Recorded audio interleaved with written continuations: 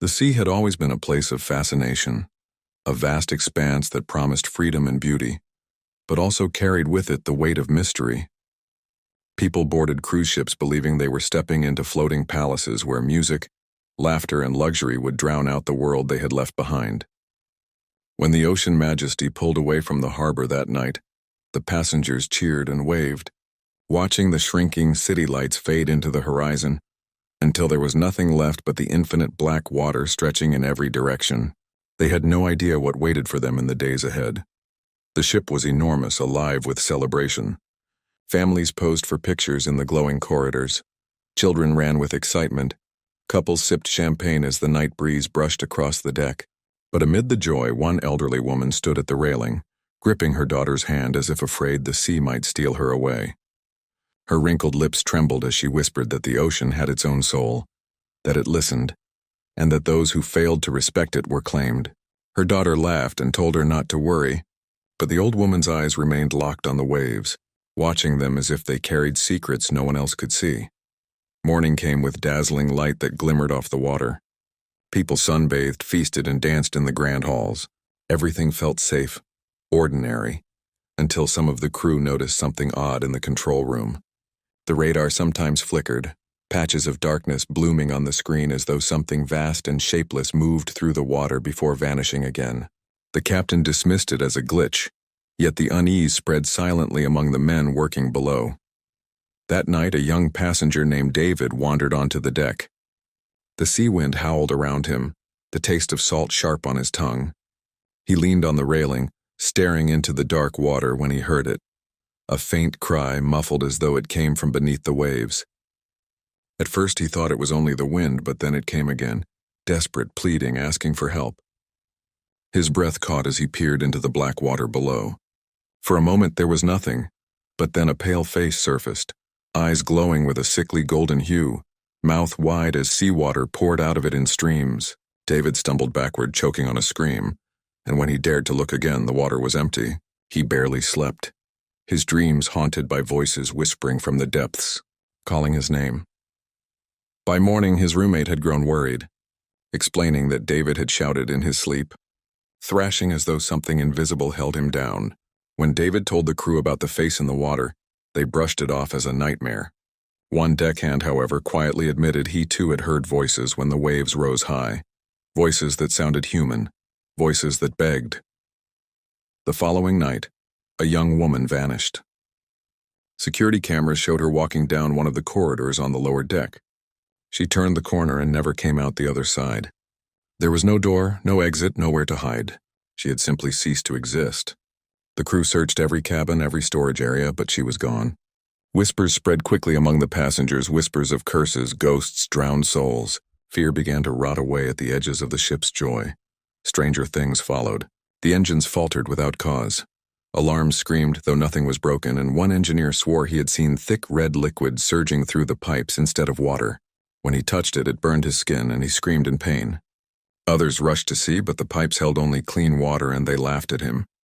Yet when he lifted his eyes, there was a faint golden shimmer deep within his pupils, a reflection of the thing David had seen in the sea.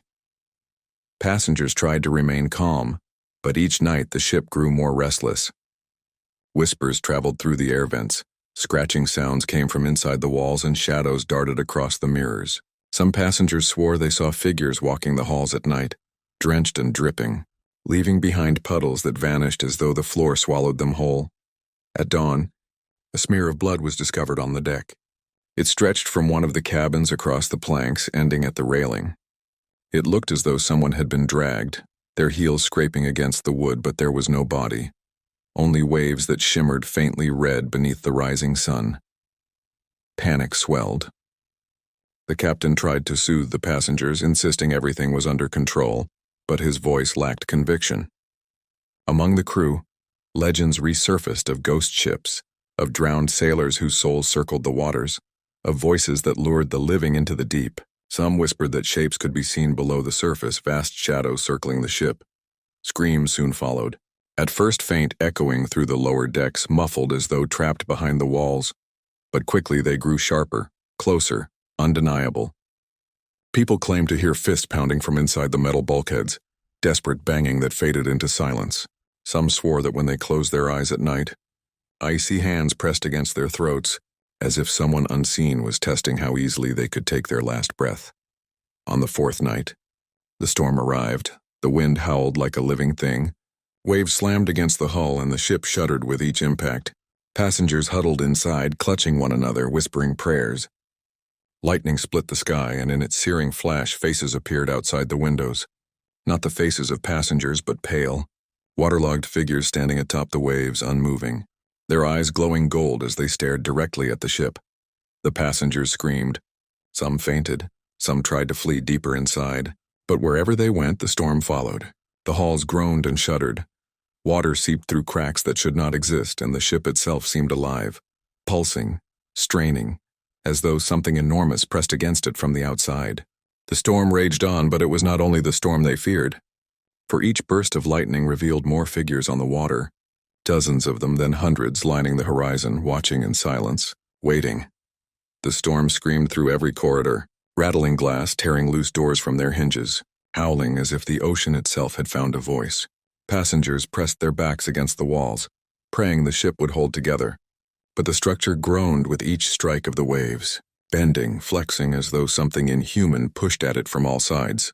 Lightning split the night again, and in its violent glow the ocean seemed alive, its surface swarming with figures that had no right to exist, pale silhouettes standing upright on the waves as though the sea itself held them afloat. Their eyes glimmered with that unnatural golden light, hundreds of them staring without blinking. A silent congregation watching the doomed vessel struggle. Some passengers swore they saw the figures moving closer with each flash of light, their faces waterlogged, their mouths open but silent, streams of black water pouring down their chests.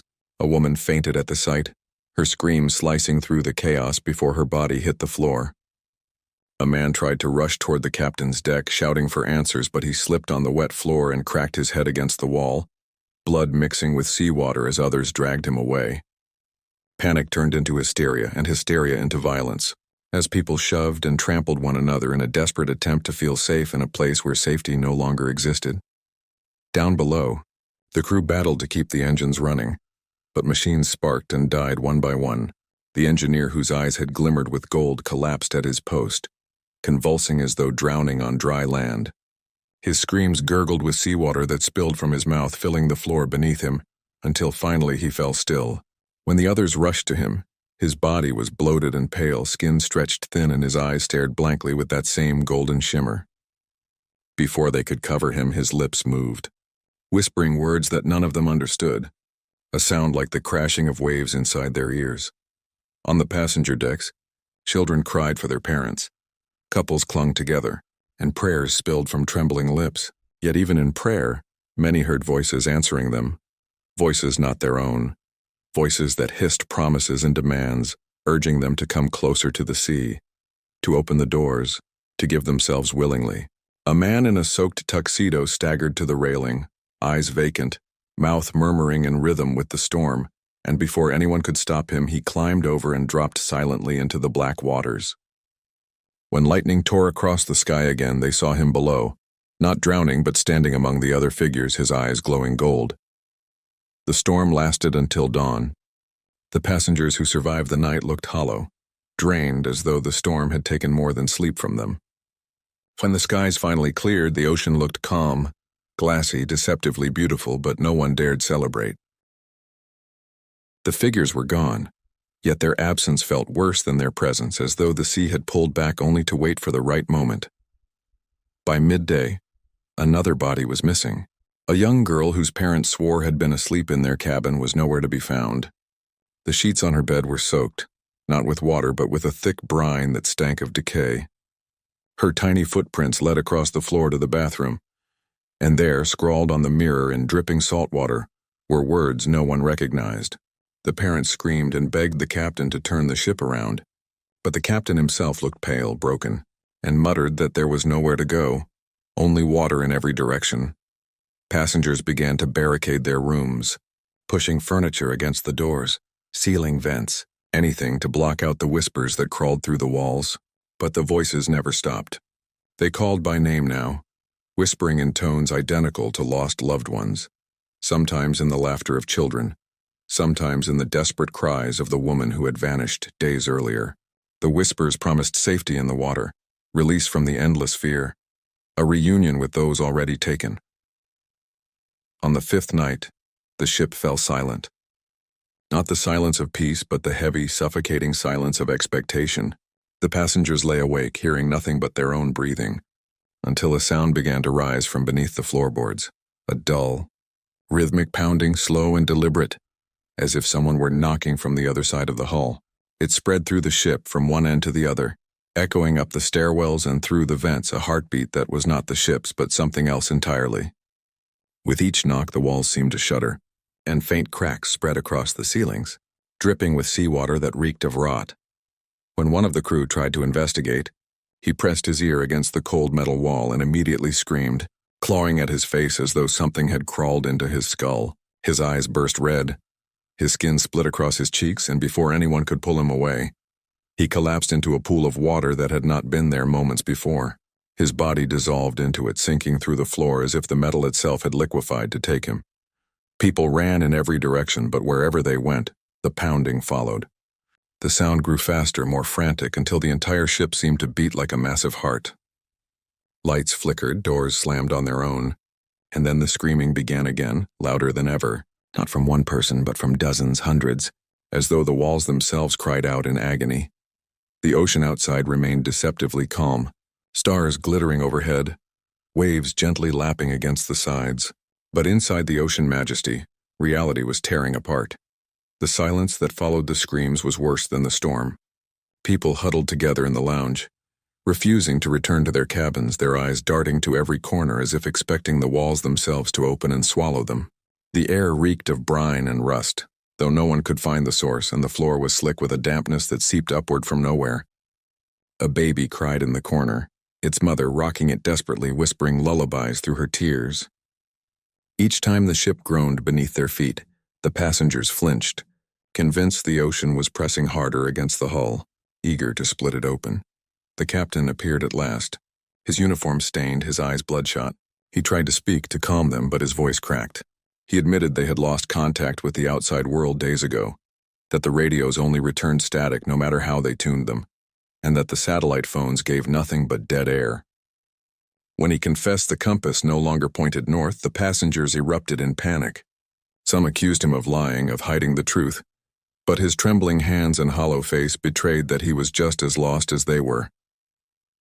That night, the ship's clocks stopped. Every watch, every phone, every display froze at exactly midnight. No one noticed at first, not until hours passed and the hands never moved. The sense of time slipped away and the passengers wandered in confusion, unsure if it was night or day. The window showed only black water stretching forever, with no stars above, no moon, no horizon. The ship floated in a void, cut off from everything familiar.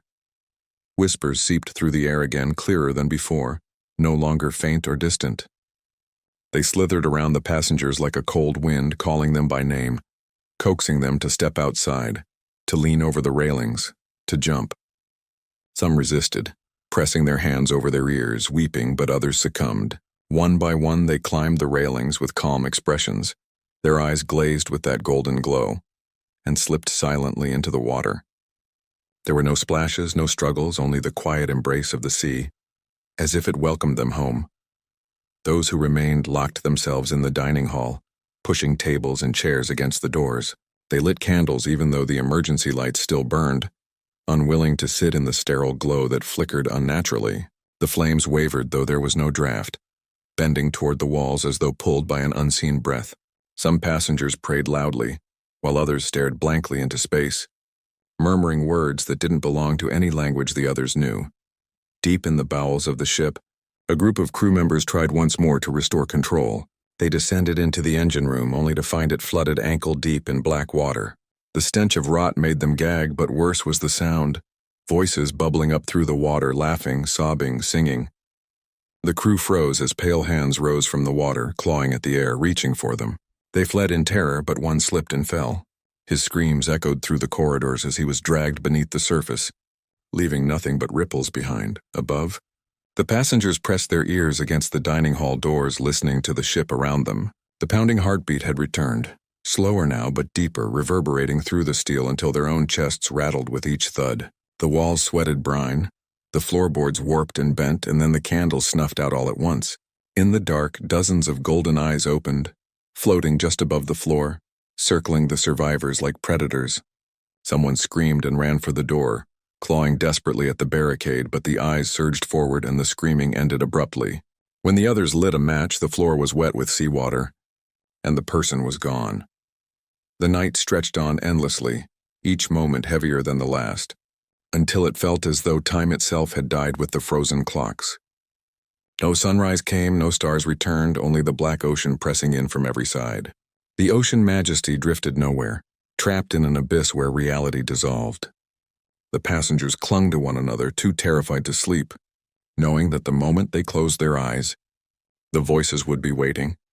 And somewhere deep below, far beneath the keel of the ship, something vast and ancient stirred, a presence that had been waiting for them all along, patient and hungry, beating in rhythm with the endless thud that echoed through the steel. The sound beneath the ship grew louder, so heavy and constant that it no longer felt like a noise but like a second pulse living inside the passengers' chests. Some clutched at their hearts, swearing the rhythm was no longer their own, that their bodies beat in time with the ship, that they were being pulled into something vast and alien. The metal walls quivered as though breathing, expanding and contracting in slow waves, and condensation trickled down like sweat. A man who had been quiet until then suddenly stood, his eyes reflecting that golden shimmer. He spread his arms and began to speak in a voice that was not his own, guttural and wet, filled with gurgles like drowning lungs. The words were meaningless, yet every person in the room understood them all the same. He promised release, promised freedom from fear if only they accepted the call of the sea. As he spoke, the floor beneath him darkened, seawater welling up in a circle around his feet. And before anyone could stop him, he sank straight through the boards, vanishing without a trace. Those left behind sobbed in silence, but silence never lasted. The voices returned, softer now, more intimate, whispering directly into ears, mimicking the tones of mothers, brothers, lovers. Some passengers wept with relief at hearing the voices of people they had lost years before, believing for a moment that the ocean had given them back, only to realize the whispers urged them to follow, to step out onto the decks, to open the doors and breathe the water. The grief-stricken were the easiest to lose. One by one they slipped away. The captain barricaded himself in his quarters, leaving the passengers to fend for themselves. Those who sought him found the door locked tight, and though they banged and pleaded, he would not answer. Hours later, the door creaked open by itself and the captain stumbled out. His uniform was soaked, his skin pale, his lips split and leaking brine. His eyes glowed faintly gold as he croaked out words none could comprehend. When he collapsed, his body shattered into water that spilled across the carpet, seeping under the doors, spreading like veins through the ship. Panic surged again.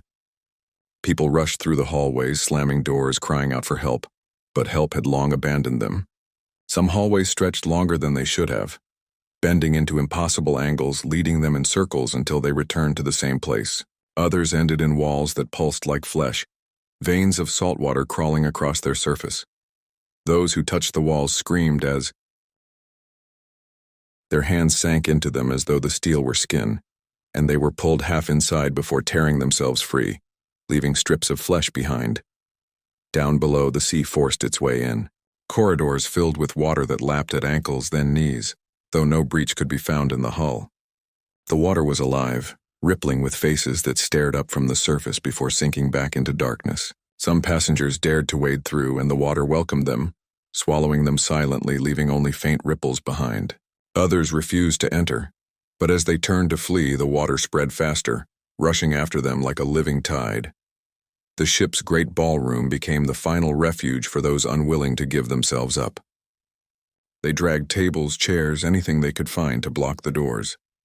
Candlelight flickered weakly against the mirrored walls, and the survivors huddled together, shivering, whispering prayers. But even here the sea intruded. The chandeliers dripped brine, the mirrors fogged with condensation until shapes pressed against the other side of the glass. The survivors watched, paralyzed, as those shapes grew clearer, pale, waterlogged bodies pushing against the mirrors, mouths opening in silent screams, hands slamming against the glass. The surface bulged as though ready to break. The heartbeat grew faster, The chandeliers rattled, candles flickered out, and in the suffocating dark, the glass finally shattered. Water poured in from every mirror, gushing like waterfalls, carrying with it the figures from the other side. The survivors screamed and scrambled, some climbing onto tables, others clutching at each other. But the water rose quickly, swirling with hands that clawed and dragged. The ballroom filled with their cries, then choked into silence as the sea claimed them, leaving the room empty, the candles drowned, the tables overturned. Above the surface, the ocean majesty drifted aimlessly, a silent giant on a dead sea. No laughter echoed from its decks. No music spilled from its halls. The sun did not rise, the stars did not return, and the ocean was still, waiting as though satisfied for now but never finished, never sated. Far below, deeper than any light could reach, something stirred again, older than the ship, older than the sea itself, something that had found new voices to carry, new bodies to wear, and a new story to tell for the next ship that dared to cross its waters. The ocean majesty floated in silence, its white hull streaked with salt and rust, its lights flickering faintly like the last breath of a dying animal. No voices rose from its decks, no footsteps echoed through its corridors, and yet the ship was not empty. Shadows moved behind curtains where no wind stirred. Doors creaked open to reveal cabins filled with brine-soaked sheets, and in the stillness of the dining hall, the chandeliers swayed as though unseen hands pushed them gently back and forth. The air smelled of iron and decay, the scent of something that had died long ago but refused to leave. The few who remained alive wandered the corridors in a daze, their eyes hollow, their skin pale from sleepless nights and endless fear. They spoke rarely, and when they did, their voices shook as though each word cost them something. Some no longer spoke at all, their lips moving silently in prayer or in conversations with people no one else could see.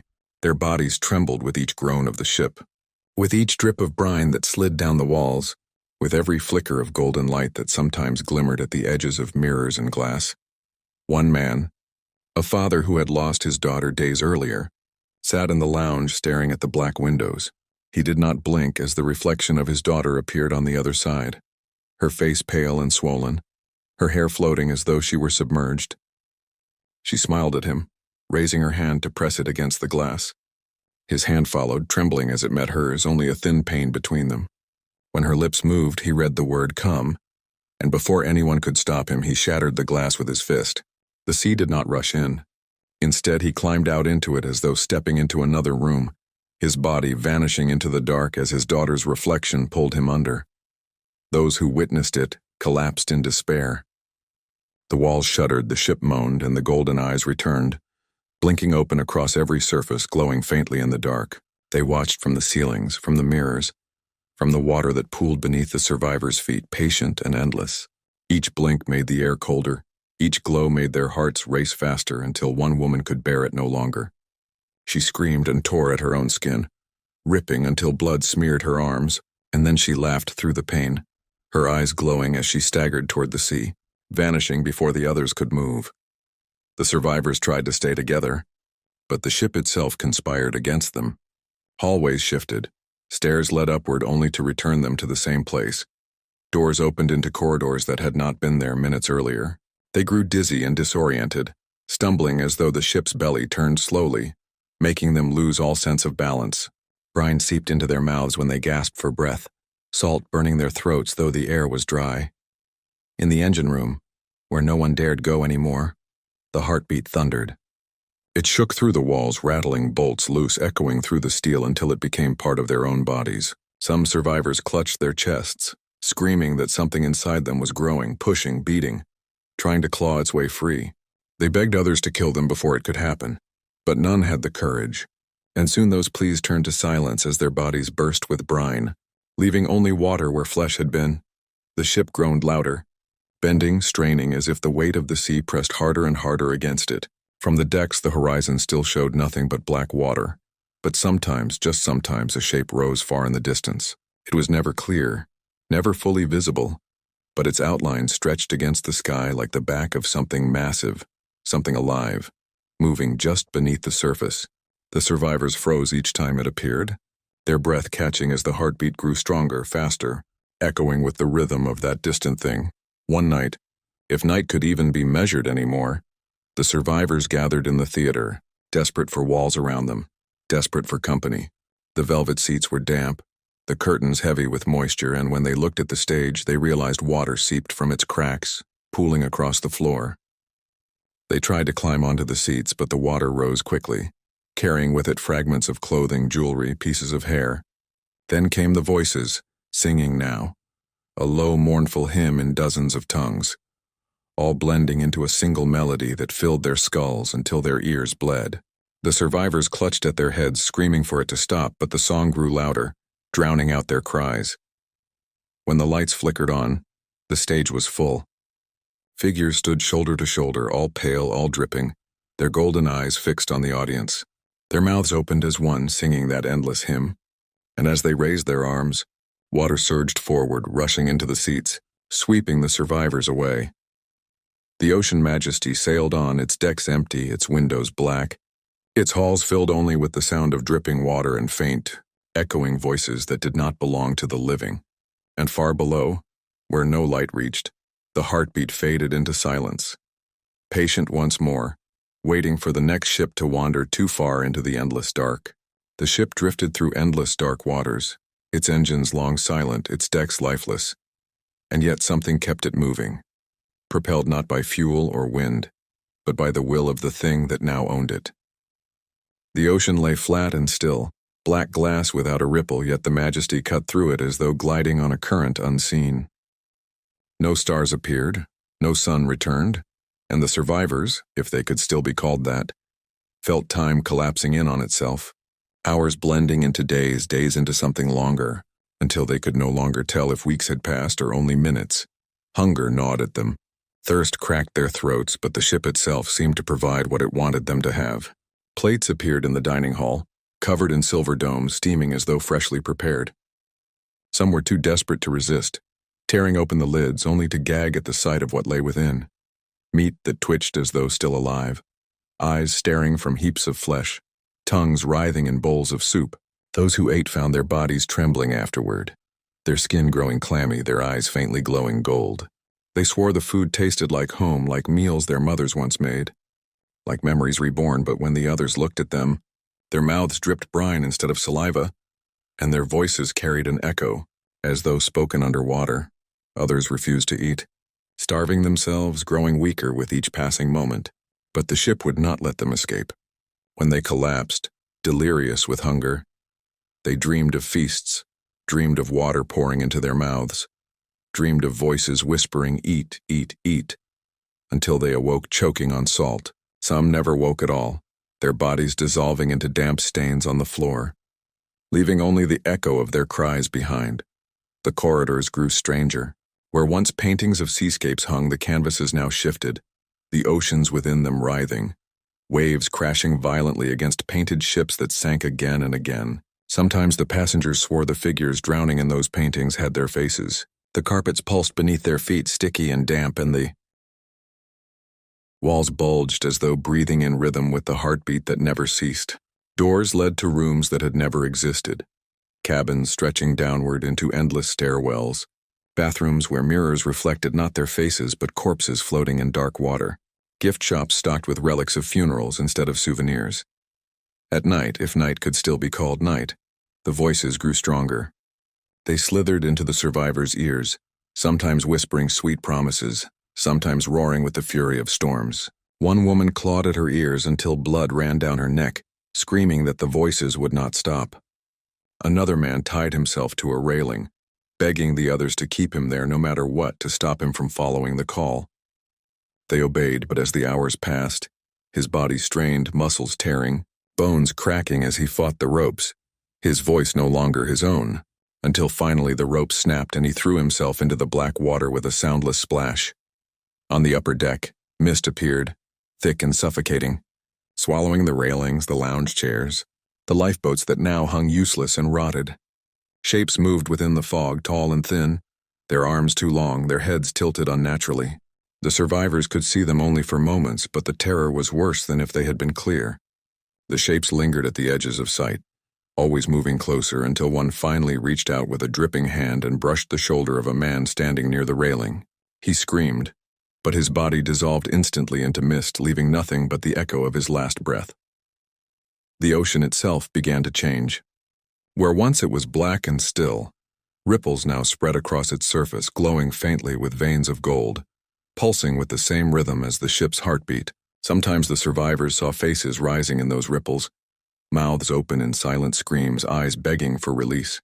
Other times, massive shadows glided beneath the water, larger than the ship itself, circling slowly, patient and eternal. The majesty had become something else now, not a vessel, but a lure, a trap cast across a sea that was no longer just water. The survivors felt it each time they closed their eyes.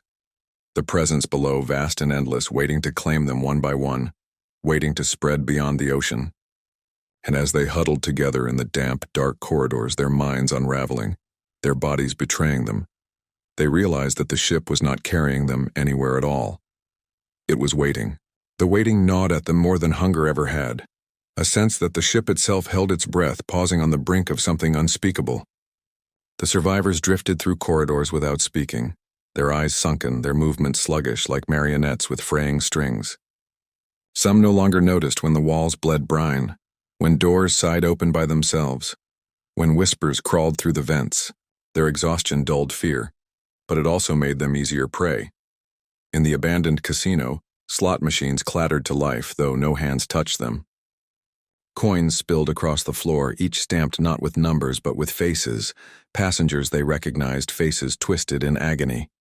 One man knelt, gathering them up greedily, his laughter echoing through the empty room. The others watched in horror as the coins melted in his palms, burning through his flesh, fusing to his skin until his hands were nothing but gleaming gold, frozen claws. He screamed and staggered backward, but the machines opened like mouths, swallowing him whole as if he had never been there at all. In the spa, the jacuzzis bubbled though no power ran through the ship. Steam rose thick and choking, smelling of rot. When one of the survivors peered into the water, she saw not her reflection but the bloated corpse of her own body staring back. Eyes wide, mouth filled with black water, she collapsed, convulsing, and when the others tried to help, she exhaled a torrent of seawater that filled the room, forcing them to flee before it drowned them too. The children's playroom became a labyrinth of shadows. Brightly colored toys twisted into grotesque shapes. Dolls with eyes too human turned their heads to follow movement.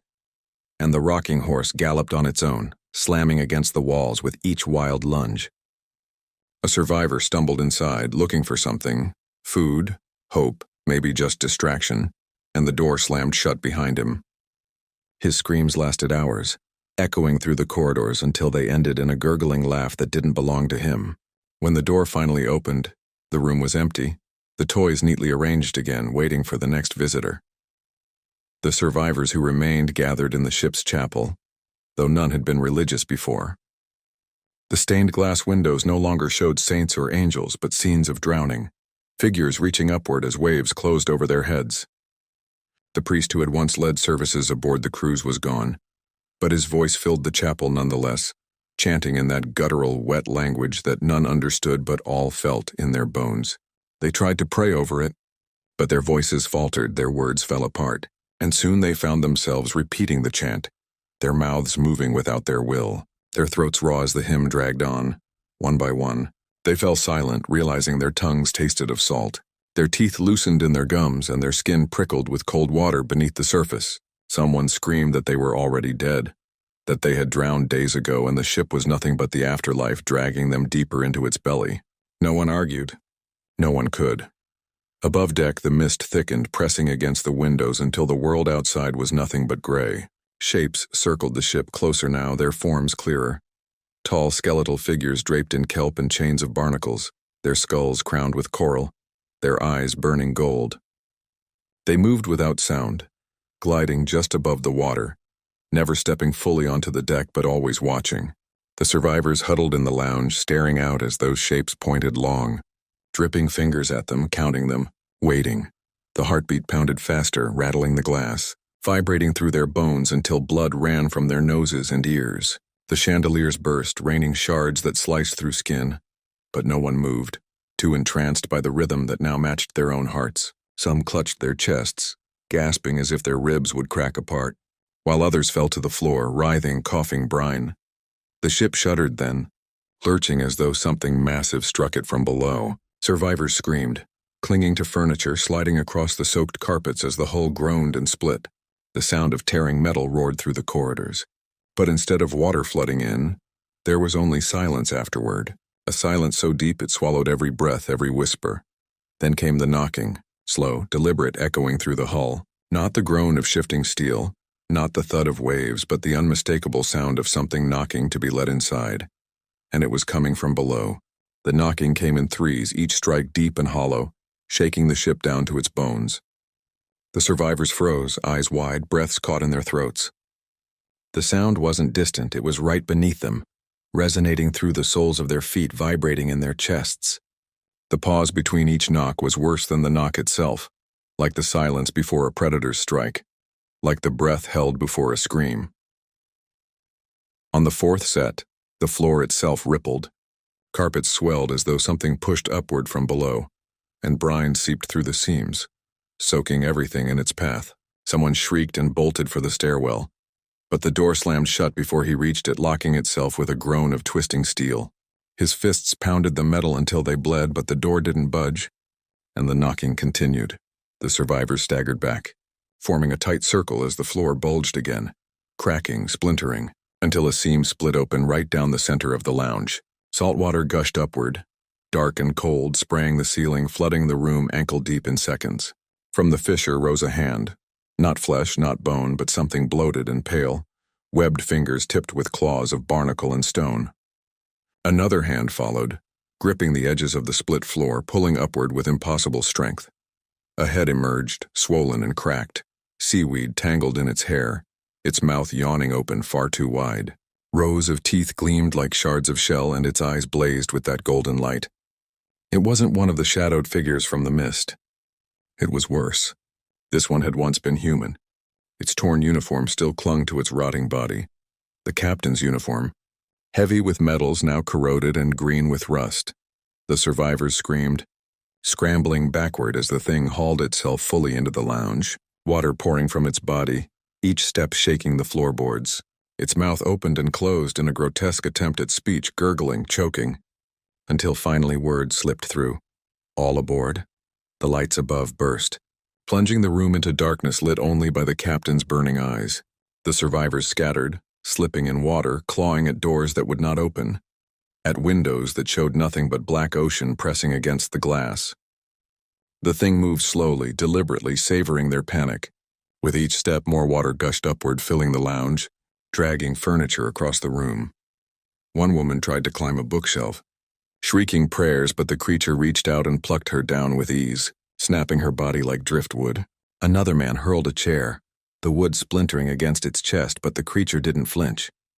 It only laughed, a wet, bubbling sound that rattled the survivors' bones. The water rose to their waists, then their chests. The survivors clung to one another, sobbing, begging as the captain's corpse waded closer. His hand stretched out, webbed fingers spreading wide, reaching not for one but for all. The survivors screamed, and as they did, the heartbeat returned, thunderous now, inescapable, pulsing through every wall, every vein, until their screams matched its rhythm, until the sound became one endless cry that dissolved into silence as the water closed over their heads. The ocean majesty fell quiet again, drifting forward through waters without stars, without time. Its windows glowed faintly with golden light, pulsing in rhythm with the sea as though the ship itself now breathed.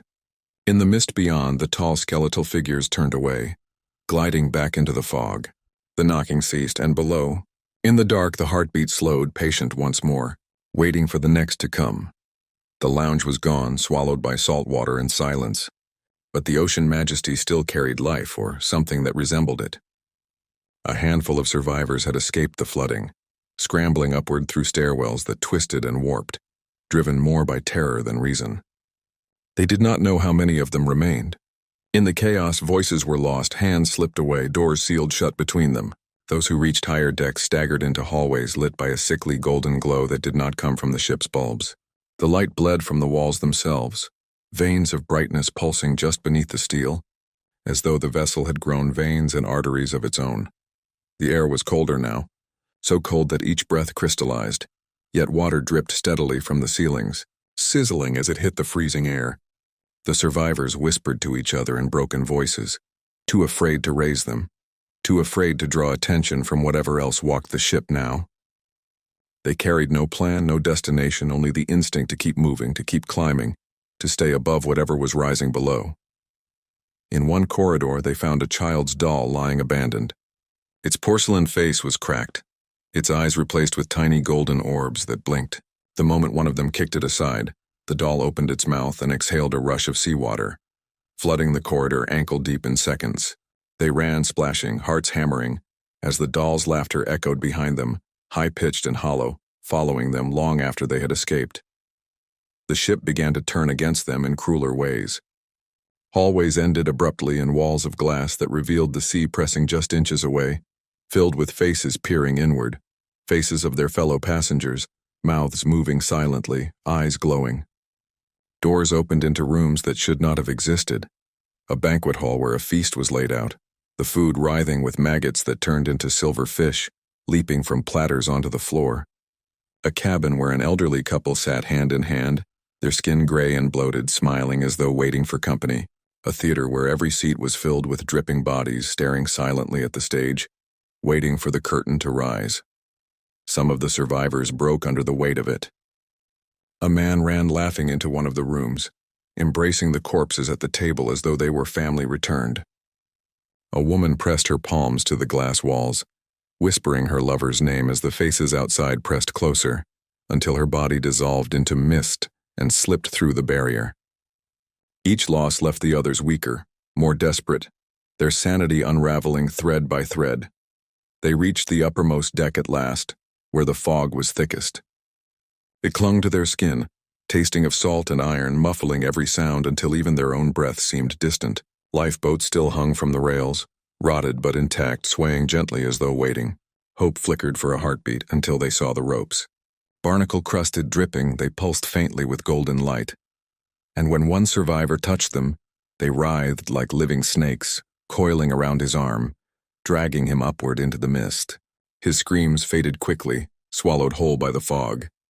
The others fled across the deck, but the fog moved with them, thickening, shaping itself into figures tall and skeletal, their golden eyes fixed on the prey that had nowhere left to run. The survivors stumbled toward the bow, their feet slipping on slick wood, the sound of the heartbeat now deafening, rattling through the rails, the floor, their bones. At the edge of the deck, they froze. The sea was no longer flat and endless. It churned now, boiling, spiraling into a vast whirlpool that stretched farther than the eye could see. At its center, something vast moved, a shape too massive to comprehend, scales glinting faintly beneath the black water, eyes opening like suns drowned deep below. The ocean majesty tilted, drawn toward the spiral. The survivors clung to the rails, screaming into the void, their cries snatched away by the windless mist. The golden figures advanced from behind, step by step, while the sea below opened wider, hungry, inevitable, and the ship, bound not by engines or tide but by the will of what lurked beneath, sailed willingly into its maw. The whirlpool swallowed the ocean majesty with a roar that shook every beam and bolt, a sound not of water alone, but of something vast exhaling after centuries of waiting. The ship tilted hard to starboard, throwing survivors across the deck, their bodies slamming into rails and lifeboat cranes, bones cracking under the force. Screams tore through the mist, ripped away by the howling spiral as the Black Sea rose in towering walls around them, climbing higher, higher, blotting out even the dim glow of the horizonless void. The survivors clung where they could, their fingers white on wet steel, but the ship no longer cared for them. Its hull groaned like an animal in pain, the decks flexing, splitting as though it too were alive and eager to plunge into the abyss. Salt water burst through shattered portholes, flooding corridors in a torrent that carried away chairs, tables, and the last unclaimed bodies of the lost. From the fissures in the lounge and theater, more pale hands reached upward, dragging themselves free, passengers and crew alike reborn in water, their eyes blazing gold. They swarmed the halls, climbing walls like insects, crawling toward the screams that still belonged to the living. One survivor, clutching the bow rail, looked downward into the spiral and saw too much. The creature below was not just massive, it was endless. Scales the size of cities glistened in the gloom. Barnacles larger than towers clung to its hide, and its body stretched beyond sight, circling the abyss like the coil of a serpent with no end. A single eye, wider than the Ocean Majesty's deck, rolled open beneath the waves, its pupil a golden pit that burned through the survivor's mind. He let go without hesitation. His scream cut short as he fell into the whirlpool, swallowed in an instant. The others tried to retreat, stumbling back toward the stern, but the mist figures had closed in. Their skeletal frames loomed above, arms stretching, fingers dripping, voices sighing through the fog in languages older than time. Each word made the survivors weaker, their knees buckling, their hearts faltering. One by one they dropped to their knees, clutching their ears, blood running from their noses as the whispers became commands. "Come join below." The ship pitched violently, half its bow plunging downward, the stern rising high. Survivors clung to whatever they could, dangling from rails, clawing at doors, shrieking as others lost their grip and slid screaming into the spiral. The golden-eyed dead swarmed across the tilting decks, moving with unnatural ease, crawling over walls and ceilings, their mouths gaping open to pour seawater into the air. The living had nowhere left to run. The whirlpool yawned wider, and at its heart the creature finally rose. Its head broke the surface, colossal, crowned with coral and chains of kelp, its mouth stretching open into a cavern lined with teeth like jagged cliffs. The Ocean Majesty, once proud and gleaming, now a rusting haunted shell, slid helplessly toward it, dragged not just by the spiral but by a hunger that had chosen it from the moment it set sail. The survivors screamed as the bow plunged into that cavernous mouth. Darkness swallowed them, salt and rot filling their lungs, the sound of the heartbeat now deafening, no longer outside them but inside, as if their own bodies had become drums for something ancient. Steel shrieked and tore as the ship broke apart, swallowed piece by piece. Decks collapsed, cabins crumpled, corridors folded inward like paper consumed by flame. The whirlpool roared, the mist figures wailed, and then silence. The sea closed. The whirlpool vanished. The waters lay flat and still once more, black glass stretching forever. No ship remained, no wreckage floated, no scream echoed. Only the faintest shimmer of gold pulsed beneath the surface, beating slow and steady, like the heart of the ocean itself.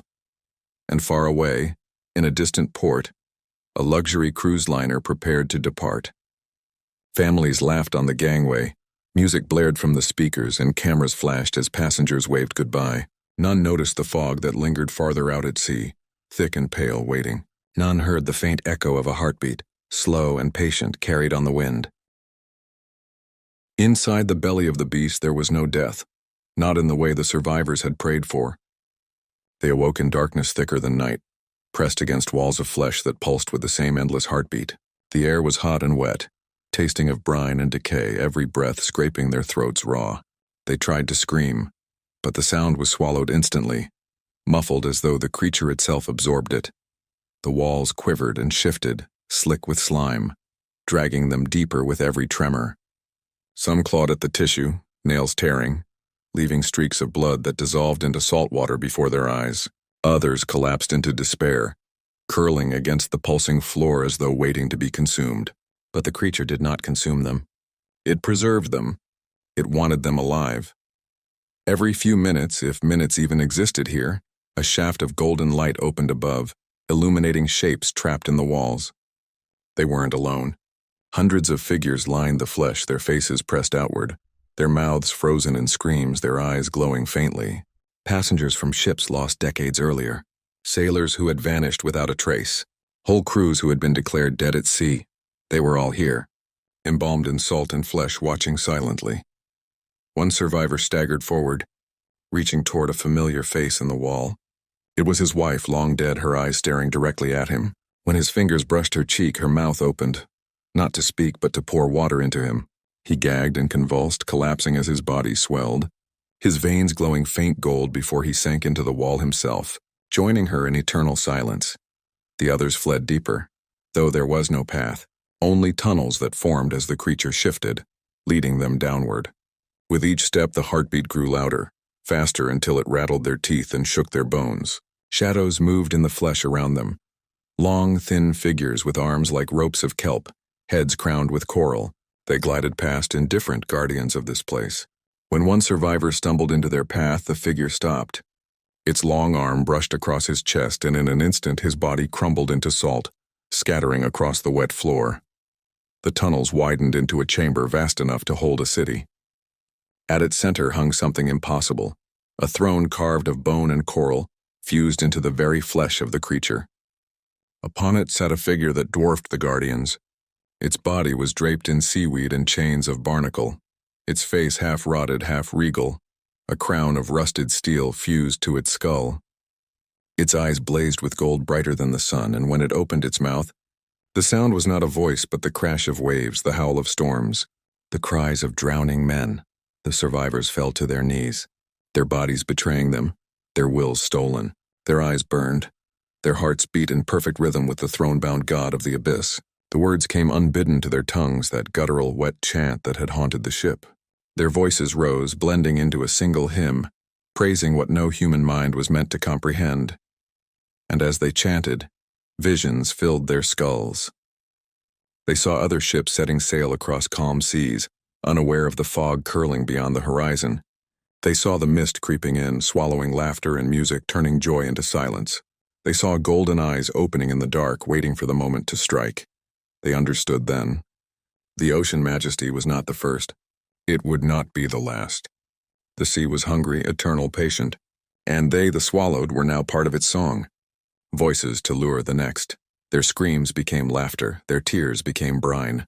Their souls dissolved into the hymn that would carry forever, echoing across the ocean, promising the world above that the abyss was never empty, never sleeping. Above the surface, the ocean was deceptively calm.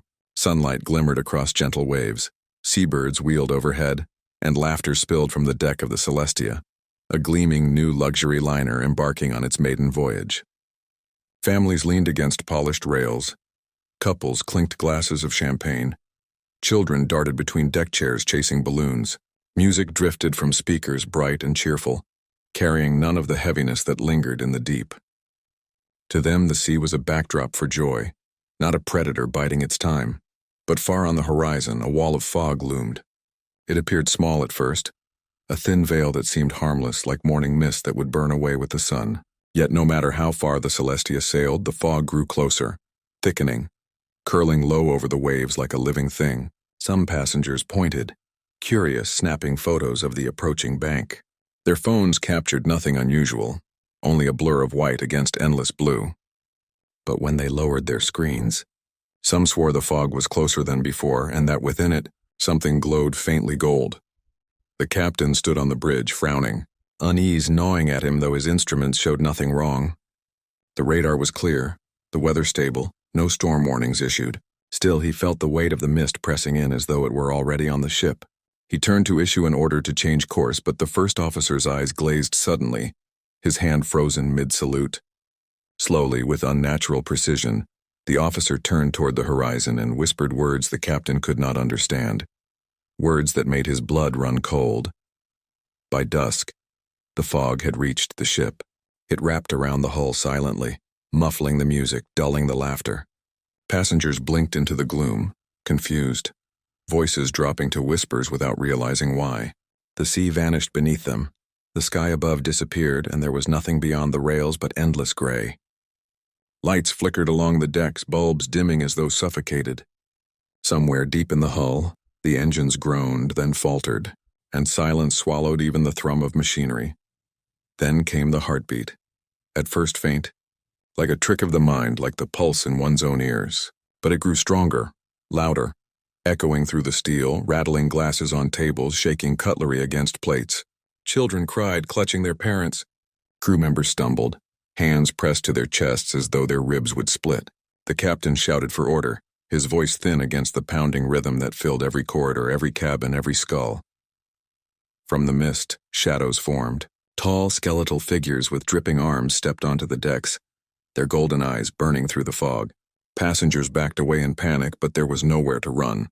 The shadows moved silently, weaving between them, pausing to touch shoulders, to brush fingers across faces. Wherever they touched, skin turned pale, veins lit with gold, and the victims fell wordless into line behind them. Joining their silent procession, a woman broke from the crowd, clutching her child, sprinting toward the lifeboats. She grabbed at the ropes, desperate, only for them to writhe under her hands like serpents, coiling up her arms, dragging her back.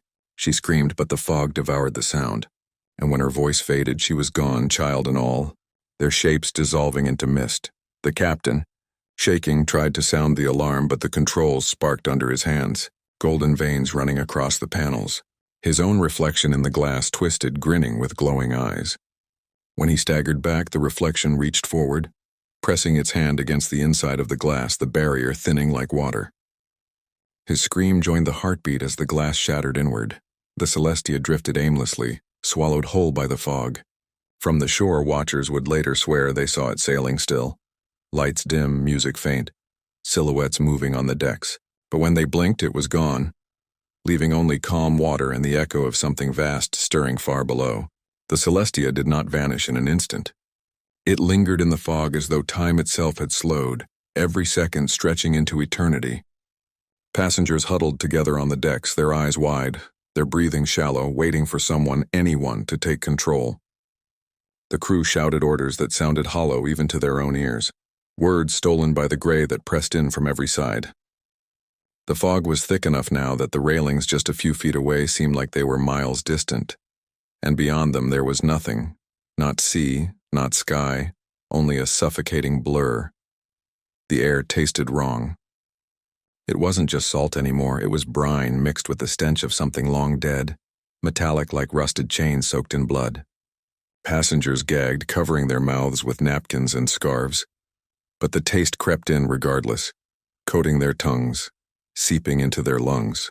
A child cried out that the air was burning, and when her mother looked down, her lips were already flecked with foam, her skin marked with faint golden threads running beneath it like veins of ore. Some passengers tried to laugh it off, to calm others, to explain it as a natural phenomenon, a hallucination, a storm they would soon push through. But the explanations faltered each time the heartbeat surged, louder, deeper, shaking the decks. It was not the sound of engines. It was not thunder. It was something alive, a living rhythm that grew in unison with their own heartbeats until they could no longer tell which pulse was theirs and which belonged to the abyss.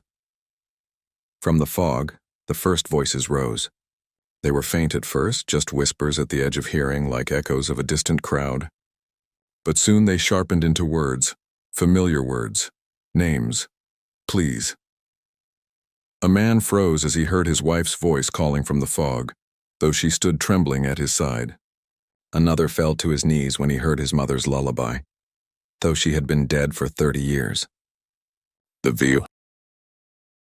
The voices grew louder, more insistent, each one tailored to the ears that heard it, promising safety, comfort, reunion. Passengers clutched at the rails, leaning dangerously over, straining for glimpses of faces in the shifting gray. Some swore they saw loved ones just beyond reach, hands outstretched, smiles waiting. The first to jump was a young boy. His father screamed, lunging too late as the child vaulted the rail, vanishing into the fog. The splash never came, only silence, then a faint golden shimmer sinking into the mist below. Others followed in moments. Sobbing mothers, desperate lovers, grieving widows, all lured by the chorus of voices that grew louder with every soul claimed. The fog thickened with each loss, pulsing brighter with faint golden light, alive with the stolen breath of the vanished. In the dining hall, the chandeliers flickered violently, the bulbs swelling like blisters before bursting one by one. Glass rained onto linen-covered tables as passengers shrieked, their reflections in the dark windows shifting, twisting. Where once they saw themselves, they now saw waterlogged faces staring back, swollen lips, hair drifting as if submerged, eyes glowing faintly from sockets blackened by rot. The reflections smiled even when their real counterparts sobbed, and some began to move out of sync, mouths opening in wide, impossible grins before pressing their palms against the glass. The passengers backed away, but the reflections pressed harder, the glass warping like skin, threatening to split. The captain, pale and shaking, staggered down from the bridge into the chaos, shouting for calm. He ordered lifeboats lowered, though deep down he knew no sea lay beyond the rails. Crew rushed to obey, fumbling with the pulleys only to find the ropes crawling with barnacles, slick and writhing. When one man hacked at them with a knife, the rope split open like flesh, spilling salt water thick with tiny wriggling fish that flopped across the deck before vanishing into the mist. The lifeboat they struggled with snapped free, falling into the fog below, swallowed instantly without a trace. The fog figures arrived next. Taller than men, their limbs elongated, their dripping bodies shifting between flesh and shadow. They glided across the deck silently, their movements slow and deliberate like predators that already knew the hunt was won.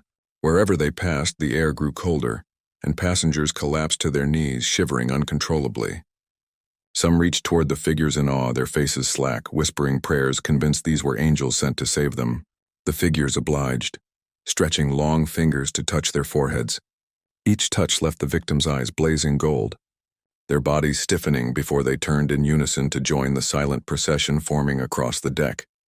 The heartbeat thundered now, so loud it cracked windows, so strong it shook silverware from tables. It was no longer beneath them. It was within them.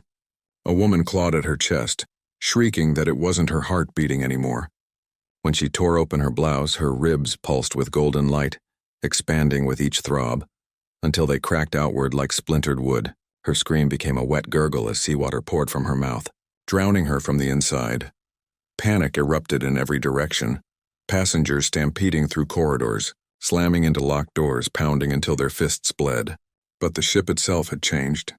Hallways stretched impossibly long, doors opened into rooms that had no end, stairwells spiraled endlessly down without bottom. The Celestia was no longer a ship. It was a labyrinth, shifting and bending to keep them inside, a cage drifting through the mist. Still, above the chaos, one sound persisted. Laughter. Thin, high-pitched, childlike, it echoed from the fog itself, threading through the heartbeat, mocking the terror it caused. Some passengers covered their ears, but the laughter slipped past every barrier, burrowing into their skulls, driving them mad with its sing-song cruelty. And in the mist beyond the railings, pale dolls drifted on the water, their glass eyes glowing faintly, their mouths moving with the laughter, though no sound escaped their lips. The Celestia groaned. The hull buckled.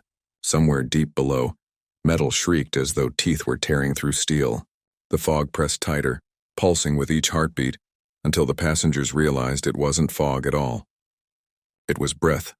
The sea itself was breathing, and something vast and endless was leaning closer, patient, watching, waiting to claim them all. The Celestia listed slightly to port, the tilt subtle at first, but enough that glasses slid across tables and passengers stumbled, as though the ground itself wanted to throw them into the fog. The ship shuddered again, deeper this time, a vibration that rose through the soles of their shoes into their bones, rattling their teeth and buzzing in their skulls. Some thought it was the engines trying to restart. But when they pressed their ears to the walls, they realized it was something alive, something enormous scraping against the hull. The fog thinned for just a moment, enough for those on the upper deck to peer out and glimpse what they should never have seen. The sea had vanished. The water was gone, replaced by a vast chasm of darkness where waves once were. The Celestia floated not on water but on the breath of the thing beneath. Its spine, or what they thought was a spine, stretched out below in ridges as tall as mountains, barnacle-encrusted, disappearing into the void on either side. The ship was not sailing anymore. It was resting on the back of something immeasurable, something that had been waiting below the surface since the world was young. Passengers screamed. Some refused to believe, covering their eyes, whispering prayers until their voices cracked. Others ran for lifeboats again, though they had already seen the ropes writhe and slither. The crew tried to herd people back inside, but their own hands were shaking, their eyes darting toward the fog that was thickening once more, hiding the abomination beneath. The fog did not protect them. It only delayed the inevitable. Deep inside the hull, the walls began to sweat. Not condensation, sweat. Warm, salty liquid oozed between the steel plates, dripping steadily, coating the floors. Crewmen who went below deck slipped and fell into puddles that clung to them like hands, dragging at their limbs until they sank into the floor itself, screaming as their bodies fused with the steel, their eyes rolling back as golden veins traced their skin. Soon their mouths opened in unison, spilling the same guttural chant that had haunted the ocean majesty before. The chant spread like a disease. Passengers pressed their hands to their ears, but still they heard it. Some began repeating the words without realizing, their voices trembling, then steady until they were singing with the same alien fervor. Others fought to resist, biting their tongues until they bled, scratching their throats raw. But the sound still crawled up from their lungs as though their bodies were no longer their own. On deck, the skeletal figures returned, more numerous now, their golden eyes brighter, their limbs longer. They did not rush their prey. They drifted, patient, knowing the ship had nowhere to go. The passengers backed away in waves, pressed against the rails, pressed against each other, sobbing, praying, bargaining. When the first figure extended its arm, impossibly long, to brush the cheek of a trembling woman, her body stiffened instantly, her eyes burning gold as she fell into line behind it. One by one they were taken, not killed, not destroyed, but converted, reshaped into something obedient, silent, eternal. The captain tried to rally his crew. His voice cracked, but he shouted above the heartbeat, ordering them to cut through the fog, to push the engines harder. But when he looked to his officers, he found them already changed. Their faces glistened with seawater, their mouths twitching in smiles that weren't theirs. The first officer saluted sharply, but when he lowered his hand, it held no flesh, only bone slick with brine, the fingers dripping seawater that hissed as it struck the floor. The captain staggered back, clutching his chest as the heartbeat inside him quickened, his vision blurred, turning gold around the edges. The bridge spun, the windows dripping with condensation that formed shapes. Faces pressed against the glass from the other side, their mouths open in soundless screams. They stared at him until he could not breathe, until he knew he was not their captain anymore. He was theirs. Below, the dining hall erupted in chaos. Tables overturned, passengers stampeded, chandeliers swayed violently as the ship tilted further. The windows showed not fog now, but eyes. Dozens of eyes opening in the gray, golden irises burning like lanterns. They blinked in unison, their gazes fixed on the ship, and when the passengers looked too long, their minds fractured. Some clawed their own faces, trying to rip out the sight. Others threw themselves against the glass, desperate to join what stared back at them. The tilt became a lurch. Dishes crashed to the floor, bottles shattered, and screams rose in a single wave as the ship's bow dipped forward, dragging them toward the abyss. The fog roared as though it were wind, though no wind stirred. The golden-eyed figures raised their arms in unison, their voices blending with the heartbeat, with the chant, with the cries of the doomed, weaving into a single endless hymn. The Celestia began its descent. The bow of the Celestia dipped lower with a sickening inevitability, the whole ship groaning as though protesting its fate. Passengers clung to railings, chairs, and each other as the deck angled beneath their feet. Luggage and furniture slid across polished floors, crashing into walls and bodies alike. Screams rose over the thunder of steel tearing against steel, yet the heartbeat remained louder still, drowning everything, pulsing through marrow, rattling in skulls, shaking the ship to pieces. Those on the upper decks tried to scramble upward. Toward the stern, convinced higher ground meant safety. Their shoes slipped on rain-slick wood. Their hands slid on rails now slick with brine and something thicker, darker. Some lost their grip and tumbled, rolling down the tilted deck until they struck the bow and disappeared, screaming into the fog below. Those who remained climbed, but the fog followed, rolling over the stern, curling between the bodies like smoke, carrying whispers that promised mercy, reunion, peace. A few slowed, mesmerized, their terror softening into dazed smiles as they let go, stepping willingly into the mist. Their screams never came.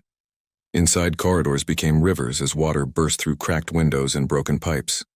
The liquid sloshed upward against the tilt, dragging passengers back down toward the bow even as they fought to climb higher. It was no ordinary seawater.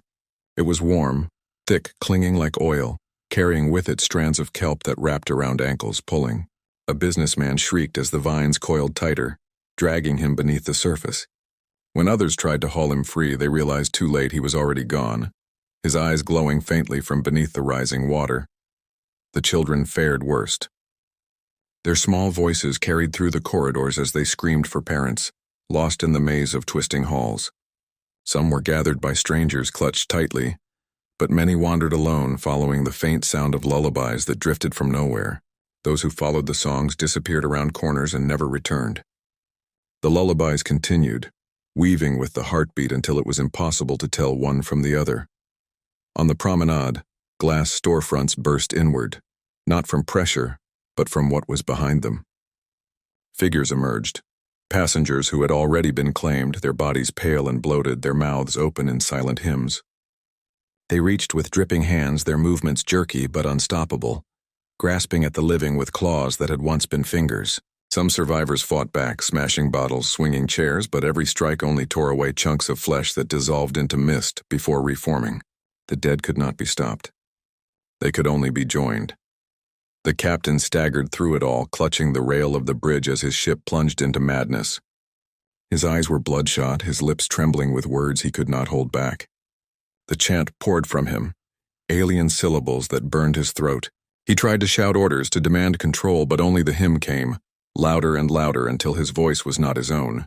When he turned, the bridge crew stood behind him in perfect stillness, their eyes golden, their mouths moving in unison with his. In that moment he realized he was not leading them anymore. He was leading nothing. He was only another vessel. The descent steepened. Passengers slid screaming across decks, tumbling over each other as they were funneled toward the bow.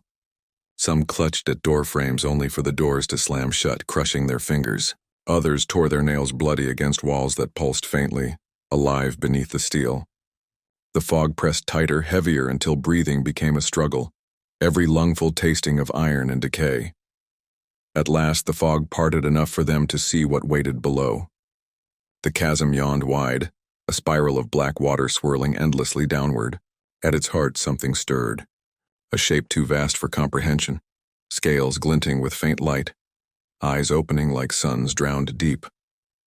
The ship was not being pulled by tide or current, it was being beckoned, drawn deliberately into the maw of what had claimed countless before it. The first rows of passengers went over the bow, dragged screaming into the spiral, their bodies vanishing without splash or ripple. Then the ship followed, the bow plunging into darkness, steel shrieking as waves rose like walls on either side. The stern tilted higher and higher, passengers clinging to rails, dangling above the churning void until their fingers slipped. One by one they fell, their cries blending into the hymn that now roared from the fog itself. The Celestia broke. Its spine cracked, splitting the decks, snapping cabins in two. Fire erupted from ruptured lines, hissing out instantly in the suffocating mist. Screams cut short as water flooded every corridor in a single surge, sweeping bodies and furniture into the abyss. The golden-eyed dead raised their arms in unison as the living were swallowed whole. And then the sea closed. Flat. Silent. Empty. No ship remained. No trace of wood or steel or life floated to the surface. Only the faint shimmer of gold pulsed beneath the waves, fading slowly into stillness. Far above, on a clear horizon, another cruise liner's lights glimmered faintly. Its passengers laughed, drank, and danced, oblivious to the fog that would soon roll in, patient and hungry, carrying the echo of a heartbeat. Beneath the sea, deeper than any trench ever charted, the abyss stirred with fresh voices. The passengers of the Celestia did not die. They awakened in darkness, their lungs burning until the water no longer felt like suffocation, but breath itself.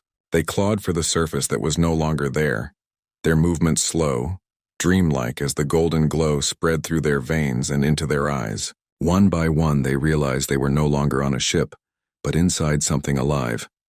The chamber was vast, stretching farther than sight, its walls glistening with wet flesh that pulsed in rhythm with the endless heartbeat. Bodies were trapped in those walls, thousands of them, faces frozen in silent screams, eyes blazing gold like lanterns in the dark. Every new passenger of the Celestia was drawn inexorably to the walls, their arms outstretched, their terror eroding into blank devotion as they pressed themselves into the living architecture. The walls accepted them gladly, swallowing their bodies, leaving only their glowing eyes to watch. Those who resisted were driven deeper, into the endless tunnels that branched like veins through the creature's insides. The tunnels led downward, always downward, until they spilled into a cathedral carved of bone and coral, lit by shimmering currents of liquid gold that streamed like rivers in the dark. There a throne rose gargantuan fused to the flesh itself. Upon it sat the one who had ruled these depths since time before time. It was not human, though it bore the shape of one. Its form was draped in chains of barnacle and rust, its skull crowned with coral that sprouted like antlers, its mouth lined with teeth as long as knives. Its body was waterlogged, its skin torn, yet no decay touched it. It breathed not with lungs but with the tides themselves, and its eyes, blazing orbs of gold, pierced every soul that entered, binding them instantly. The survivors knelt before it, though none willed themselves to do so. Their bodies folded, their foreheads pressed into the slime, their throats releasing the hymn that had been forced into them since the moment the fog closed. The being on the throne absorbed their worship, its smile thin and eternal, its jaw opening wider than possible until the sound of waves crashing against cliffs erupted from its maw. Through the visions it gifted them, they saw what was coming. Other ships sailing bright seas packed with laughter, their decks glimmering with hope and indulgence. They saw the fog curling at the horizon, always waiting. They saw ports across the world, bustling with tourists oblivious to the danger.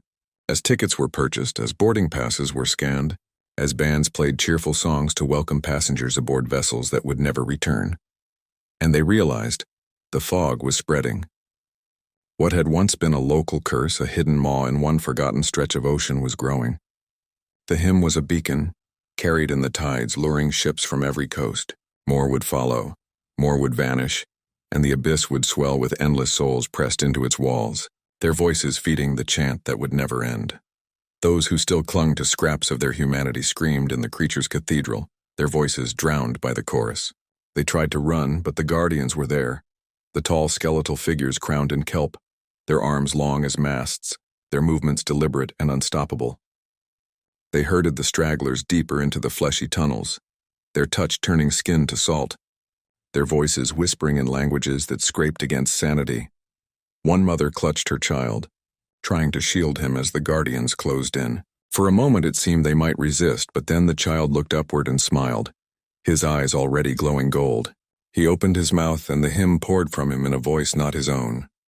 The mother wept as she too was claimed, her screams twisting into song. The throne room filled with new worshippers. The abyss swelled with light, and far above, the ocean stilled once more, hiding the truth beneath black waters. But ships kept leaving shore. They always did, and the fog was waiting. On the surface, the world carried on blind. The tragedy of the Celestia whispered only in scattered news reports that dismissed the event as freak weather and navigational error. Insurance companies scrambled to downplay lawsuits, officials silenced questions, and grieving families were told nothing beyond carefully worded statements about unfavorable conditions. Yet across the ports of Miami, Barcelona, Singapore, and Sydney, new cruise ships were already boarding, their decks alive with music, their passengers raising glasses to sunsets painted in gold. No one noticed how the horizon seemed to blur, how the sky near the waterline shimmered as though breathing. The fog was patient, and it crept not as a wall but as threads, thin tendrils curling into harbors at night, unseen, inhaled by every ship that left. One such vessel, the Aurora's Grace, departed under a sky freckled with stars, its passengers cheering as fireworks lit the send-off. Families waved from the dock. Lovers embraced on balconies, children ran the decks, their laughter ringing. The captain smiled from his bridge, his medals gleaming, never noticing that his reflection in the glass shimmered a heartbeat behind his movements. The music swelled, the lights danced, and the ship turned out to sea. The fog followed. It seeped along the hull like a living skin, invisible at first. A faint coolness passengers felt on their cheeks. Couples remarked how the air smelled faintly sweet like lilies. Bartenders noticed their bottles sweating condensation, though the night was dry.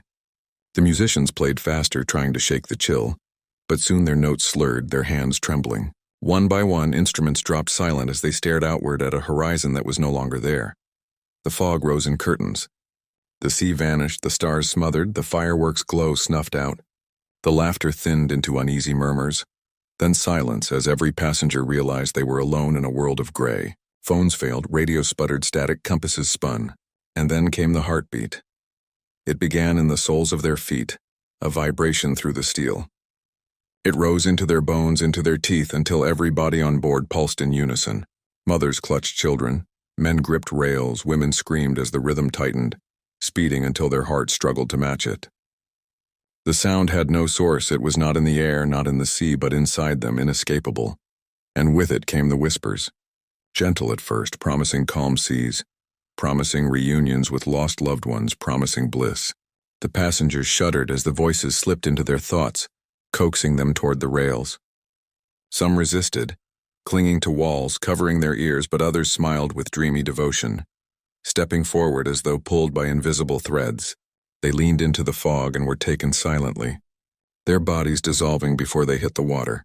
The captain barked orders, his crew scrambling to lock down decks, but the fog was already inside, filling the halls, curling under doors, whispering from vents.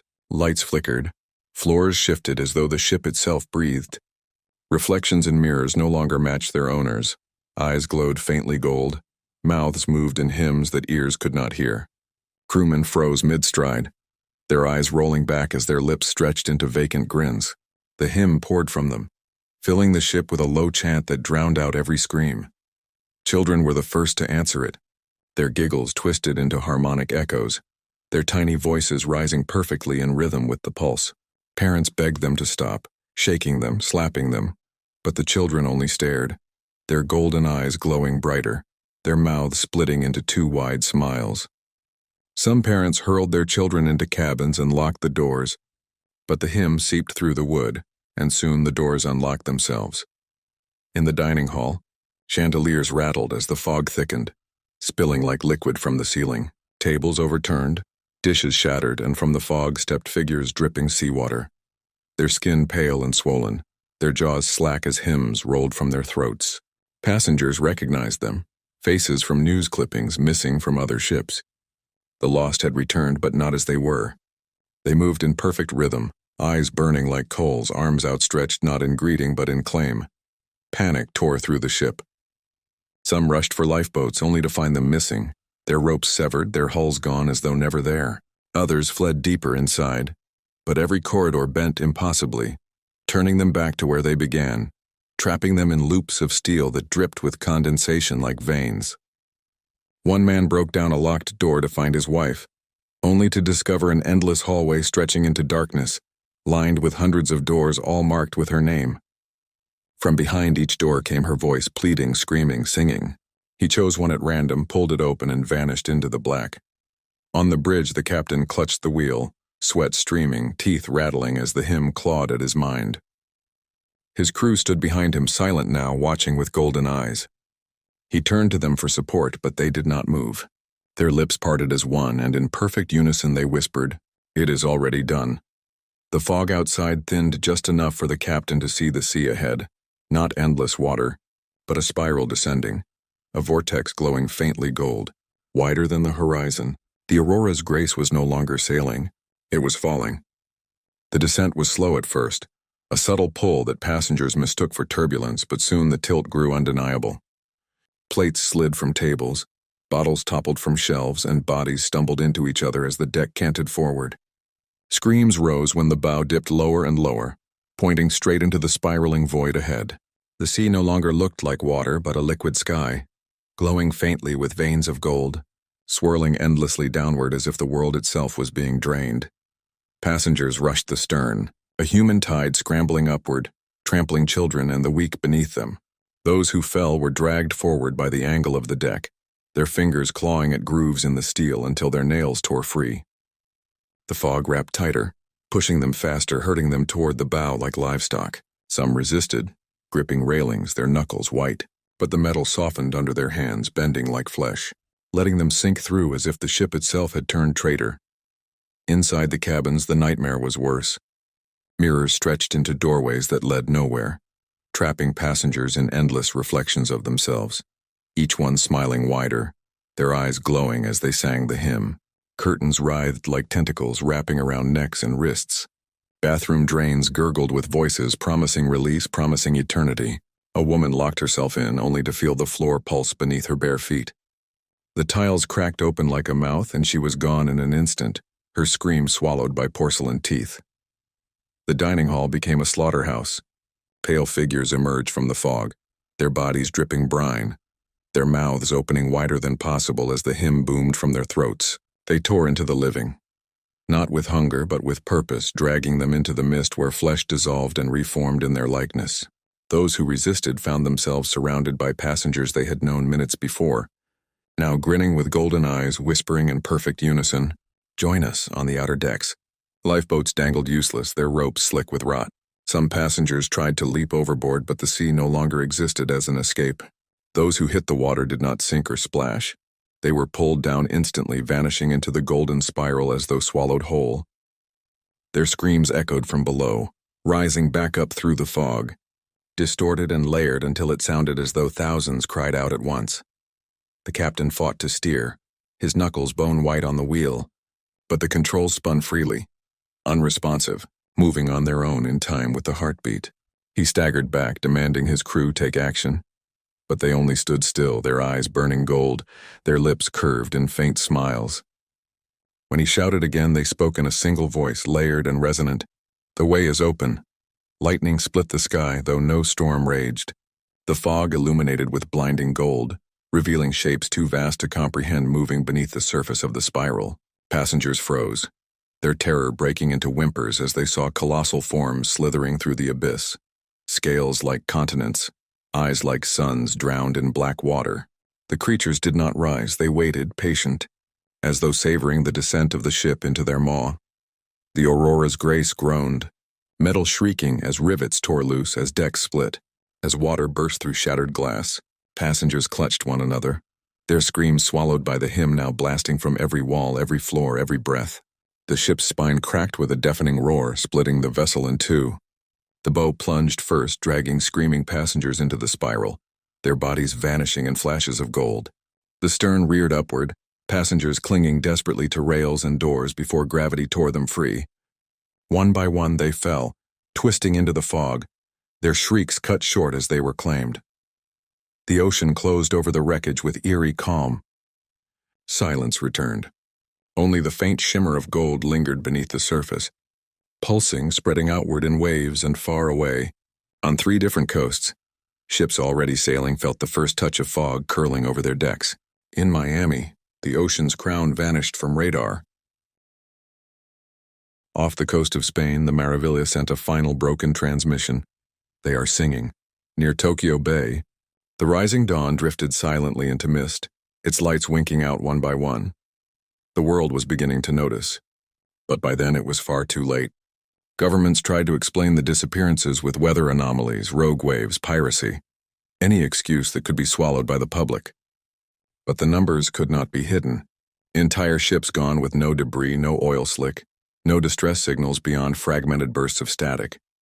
Satellite images caught glimpses of fog banks appearing where skies had been clear moments before. But by the time patrols were dispatched, the seas lay flat and empty. Families demanded answers, reporters pressed for details, and the cruise industry bled as passengers canceled bookings en masse. Yet ships still sailed. They always sailed. Greed outweighed fear, and for every vessel that vanished, another departed with promises of upgraded safety measures and reinforced communication systems. None of it mattered. The fog did not care. It came in silence, rolling through the Straits of Gibraltar, sliding into the Caribbean, spilling like smoke across the Pacific. Fishing boats vanished. Tankers went mute. Even naval destroyers armed to the teeth fell still and never returned. Coast guards reported strange echoes on sonar, shapes too large to classify, moving too slowly to be submarines. Crews spoke in hushed voices of hymns rattling through hulls at night, of whispers on the wind, of seeing loved ones standing on the decks though they had been buried years before. Some patrols mutinied, refusing to enter fog-laced waters, but orders came down cold. Protect shipping lanes, investigate vanishings, restore public trust. Those ships never came back either. In port cities, survivors began to appear, or what seemed like survivors. They staggered onto docks dripping with seawater, though their ships had sunk weeks earlier. Their skin was pale, their veins dark, their eyes glowing faintly gold. They spoke little, offering only fragments. "It's waiting. The song never ends. The sea is hollow." Authorities quarantined them. Doctors examined them, but the patients dissolved into brine within days, leaving behind puddles of salt water that shimmered faintly in the dark. Religions splintered. Some called it divine punishment, the cleansing of humanity's arrogance at sea. Others worshipped it outright, claiming the drowned had ascended to a higher realm. Cults formed in coastal towns, their members standing waist-deep in the surf at night, chanting hymns that no one had taught them, their voices rising perfectly in rhythm with the distant heartbeat only they seemed to hear. When police dispersed them, they resisted with unnatural strength, their eyes glowing gold before they walked willingly into the waves, never resurfacing. The media spread panic, but every broadcast carried risk. In one live interview with the supposed survivor of the Maravilla, the man's voice shifted mid-sentence into the hymn. Within seconds, every viewer watching heard the chant echo in their own rooms. Some clawed their ears bloody trying to escape it. Others simply walked calmly into the nearest body of water. Bathtubs, rivers, fountains, and drowned with smiles frozen on their faces. The station was shut down, but recordings of the broadcast circulated online, infecting millions more. Shipping collapsed. Ports grew quiet, economies faltered. Nations blamed one another for biological weapons or experimental technologies gone wrong. But still the fog rolled in, patient and steady, indifferent to politics. Islands disappeared overnight. Coastal villages woke to shorelines littered with empty boats, and entire seaside resorts stood abandoned, luggage still in lobbies, drinks still half full at bars, and always. From the water, the hymn drifted closer. At first it was faint, a low murmur mistaken for the wind, then louder, pulsing, impossible to ignore. Cities near the sea began to feel it thrumming through the ground, rattling windows, vibrating in bones. Hospitals overflowed with patients complaining of irregular heartbeats that matched no medical rhythm, but the steady pulse of something vast beneath the waves. Then came the first inland fog, rolling over fields, crawling through forests, seeping into cities hundreds of miles from shore. People laughed nervously, calling it unusual weather. But within hours, the hymn came with it. Lights flickered, mirrors rippled, and those who listened too long walked out of their homes in silence, heading toward the coast no matter how far. Highways filled with processions of the entranced moving without food, without rest, their eyes glowing faintly gold as they marched into the sea. The ocean was no longer enough. It was spreading. The collapse came faster than anyone could have imagined. Coastal capitals fell first, their skylines swallowed by creeping mist that rose higher than skyscrapers, smothering lights one by one until only golden glows burned faintly through the fog. Helicopters sent to evacuate residents lost contact seconds after entering, their final transmissions drowned in static threaded with the hymn. Refugees poured inland by the millions, dragging what little they could carry, but the fog followed. Highways became graveyards of abandoned cars, their doors hanging open, belongings scattered on the asphalt, the people gone without a trace. Inland nations tried to build barriers, walls of flame, chemical sprays, sonic weapons meant to scatter the mist. None worked. The fog seeped through cracks, over mountains, under doors. Entire platoons deployed to hold it back simply vanished, their radios going quiet mid-report. When reinforcements arrived, all they found were rows of boots neatly arranged on the ground, still warm, their owners nowhere. Communication broke down. Satellites recorded vast spirals blooming across every ocean, glowing faintly with golden light, each one wider than continents. No ship sailed between them now. No one dared. The spirals grew larger by the hour, the tides twisting as though the world's seas were draining into something immeasurable below. The heartbeat carried through the very earth itself, rattling glassware on shelves, shaking buildings, beating inside every chest until sleep became impossible. Some tried to drown the sound with music, engines, explosions, but it always returned, louder than before. In the ruins of London, survivors huddled in the underground, listening to the muffled chant above. Some whispered prayers, others muttered madness, and many stared blankly at the dripping tunnels, their lips moving in time with the hymn, though no sound emerged. In New York, skyscrapers stood hollow, their windows glowing faint gold at night, silhouettes moving inside, though no one had lived there in weeks. In Tokyo, trains kept running empty, their doors sliding open and closed at stations where fog slithered along the platforms, waiting patiently. Scientists, or those who still called themselves such, claimed it was no natural phenomenon. They spoke of something older than the seas, a hunger buried in the planet's veins, awakened by the endless arrogance of men who built floating cities upon its skin. They theorized the fog was not weather but breath, the hymn not song but heartbeat, the spirals not currents but feeding mouths. Few listened, fewer cared. Faith was all that remained, faith or surrender, and so cults rose. In ruined cathedrals and half-flooded stadiums, they gathered by torchlight, painting their faces in brine, etching spirals into the walls. They called the thing below by names never spoken before, names that shook throats raw. They promised salvation in drowning, promised eternity in the golden light. Their numbers swelled as the terrified joined them, desperate for answers, willing to believe anything. Entire towns walked into the sea chanting, their voices merging with the endless chorus below. Those who resisted found the fog creeping closer each night. It slid under doors no matter how tightly sealed, curled into lungs no matter how deeply covered. Families woke to find one member missing. Only a trail of wet footprints leading to the shore. Entire bunkers fell silent overnight, their steel doors unbroken, their halls empty but for the dripping echo of the hymn. From orbit, the earth itself changed. The blue of the oceans dulled, stained with spirals of black and gold. Coastlines vanished beneath a haze that glowed faintly even in daylight. The planet pulsed visibly as though its very surface beat in rhythm with the abyss below. Astronauts reported hearing the chant even in the silence of space echoing in their skulls, their suits, their bones. One by one, transmissions from the station ended mid-sentence, leaving only static threaded with low, patient humming. And still, deep beneath it all, the throne waited. The being seated there smiled in its cathedral of flesh, its kingdom swelling with every soul. The walls of the abyss glowed brighter, eyes opening in the darkness, millions upon millions, all staring upward. They did not blink. They did not breathe. They only sang, their hymn carrying upward until the whole planet throbbed with it. The sea was no longer a boundary, the fog no longer a barrier. The hymn had become the world's own pulse. Humanity had no place left to hide. In the last pockets of resistance, humanity clung like mold to cracks in the drowned world. Deep underground bunkers, mountain caverns, sealed submarines hidden in forgotten bays, all claimed to offer safety, but safety was a lie.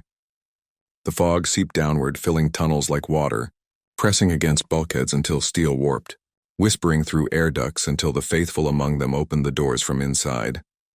In a Norwegian mine converted to a refuge, hundreds had survived for months, rationing food and recycling air. Children played in dim corridors, soldiers patrolled, scientists scribbled in notebooks by candlelight. Then the heartbeat began to rattle the stone itself. The lights flickered, not from power loss but from veins of faint gold spreading across the rock. Walls sweated brine. And then from the cracks hands pressed through, pale, swollen, endless hands clawing until they tore the stone apart. The survivors fled screaming, their torches extinguished one by one, until the hymn replaced their cries. High in the Andes, a monastery-turned-fortress fell silent. Rescue teams found only robes laid neatly on the floor, salt water pooled in every chamber, and the faint echo of chanting still vibrating through the stone. In the Sahara, where fog should never have reached, caravans vanished into shimmering haze that drifted across the dunes, their camels returning riderless, eyes glowing faint gold. The last governments collapsed without ceremony. Leaders retreated into sealed citadels, broadcasting empty reassurances until the fog claimed their towers. Military strikes rained fire across oceans, detonating warheads in every trench, but nothing stopped the spirals. They only widened, glowing brighter, feeding deeper. Whole fleets went dark, their crews never returning, and then came the turning.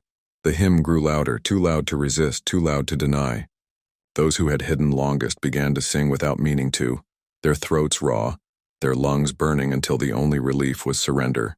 Entire crowds convulsed in unison, collapsing as golden light poured from their mouths and eyes, their bodies writhing as bones bent backward, reshaped for a world not meant for men. When they rose again, they were no longer human. They joined the march toward the seas, toward the spirals, toward the throne. Children embraced it most easily. They danced into the fog with laughter, holding invisible hands, smiling as their skin turned translucent, as their eyes flared gold. Parents wept but followed, unable to abandon them. Soon entire families walked arm in arm into the abyss, humming the hymn with serene devotion. The fog climbed mountains. It filled skies. It sank roots into deserts and forests and ice caps until no land remained untouched. The seas boiled with movement, colossal shapes rising just below the surface, circling, waiting. Their scales glimmered with cities pressed into them, towers and decks fused into flesh, faces staring outward from beneath translucent skin, millions of souls woven into one endless body. Above it all, the throne stirred. The being rose for the first time in millennia, chain snapping, coral crown gleaming. Its voice was not sound but tide, a roar that rolled across the globe, turning every human heart to salt. Cities crumbled into dust. Rivers reversed their course, mountains bowed. The planet itself shuddered as though kneeling, and then silence. Not absence of noise, but completion. The hymn no longer sounded separate from the world. It was the world. The heartbeat of the abyss had become the heartbeat of the earth. Every wave, every gust of wind, every drop of rain carrying its rhythm. No screams remained. No resistance endured. Only the golden glow spreading like veins through sky and soil, binding everything into one eternal song. The age of humanity ended not with fire, not with famine, but with surrender. The fog had come. The sea had opened. The throne was filled, and in the stillness of the drowned world, the abyss smiled. From orbit, the Earth no longer looked like the blue marble once celebrated in photographs. Its oceans glowed with spirals of gold, its continents veined with fog that pulsed like breath, and its atmosphere shimmered faintly as though alive. The last satellites recorded images that baffled their operators, enormous shapes moving beneath the seas, their bodies stretching for hundreds of miles, their outlines shifting too quickly to classify. Some swore they saw faces pressed against the waves themselves, millions of them, eyes glowing in unison as though the planet was watching back.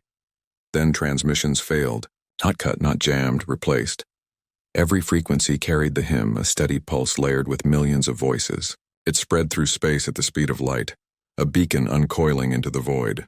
The first to hear it beyond Earth were the machines, the probes still drifting through the solar system, their instruments suddenly humming in rhythm with the beat. When their data streams reached Earth's abandoned receivers, they no longer carried telemetry but chanting, impossible yet clear. The moon reflected it. Its barren surface shimmered with a faint gold sheen, the craters glowing like open eyes.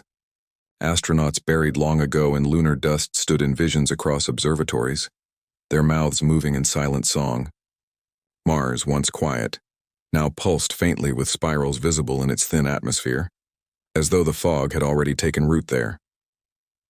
Beyond, the signal traveled outward, past Jupiter, whose storms slowed and coiled into the shape of a spiral, past Saturn, whose rings flickered gold in patterns that matched the heartbeat, past Neptune, where the fog bloomed faint in its dark storms. The solar system itself began to hum, every planet a drum in the same endless hymn, and then further still, into the dark between stars, toward systems with their own oceans, their own watchers, their own passengers waiting. The hymn promised not conquest but invitation, not destruction but communion. It whispered of eternity, of a throne not bound to one world but seated across countless seas, of an abyss that stretched not beneath one planet but between galaxies. Older than suns, patient and hungry, other worlds would hear. Other skies would darken with fog. Other beings would walk willingly into the spiral, their eyes glowing gold, their mouths opening in song. The hymn would grow until the universe itself pulsed with it, until silence no longer existed, until everything that breathed or dreamed or floated in the void belonged to the throne. And somewhere in that infinite choir, among billions of drowned souls, the voices of cruise passengers still lingered, their laughter warped into harmony, their joy twisted into devotion, their holidays eternalized as the first to join the abyss. The fog rolled outward. The heartbeat never faltered. The hymn was forever. The hymn poured endlessly into the dark, and the dark answered. At first it was silence, a silence so vast no human mind could have borne it, but then came the replies. Faint, almost imperceptible at first. Distant voices murmuring from other corners of the universe. Each voice carried its own tone, its own rhythm, as though every abyss on every world had been waiting for this one note to awaken them. The fog of Earth's oceans had not begun something new. It had only joined a choir already in progress. The stars themselves pulsed. Astronomers, if any had remained to watch, would have seen constellations flicker in synchrony, their light dimming and brightening to the cadence of the hymn. Black holes thrummed with a low resonance. Neutron stars screamed in higher octaves. Entire galaxies arranged themselves into spirals glowing faintly gold when observed from the void. Worlds older than Earth trembled. Oceans deeper than Pacific trenches rippled as shapes stirred. Colossi that had slumbered for eons. On planets with frozen seas, the ice cracked, releasing mists that hissed upward into alien skies. On worlds with no water at all, dust coiled into spirals, forming oceans of sand that sang. Everywhere the hymn reached, something answered, as though the universe itself had been built to awaken in this moment. And still, the fog grew bolder. It was no longer confined to waves and mist.